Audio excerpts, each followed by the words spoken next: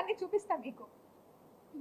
నన్ను నేను ఇంకొకరి భార్య అని తెలిసి, నేను ఇంకొక బిడ్డకి తల్లినని తెలిసి కూడా నన్ను ఎంత హెరాస్ చేశాడో, సెక్సువల్ హెరాస్ ఎంత చేశాడో అన్ని చాటింగ్ చూపిస్తాను. నేను మీకు అబద్ధం చెప్పాను, ఎవ్రీథింగ్ చూపిస్తాను.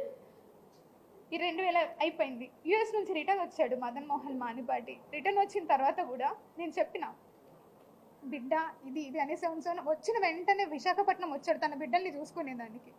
ఇది అండి అనేసి బిడ్డని తీసుకొని చూపించినాను కూడా నేను అతనికి.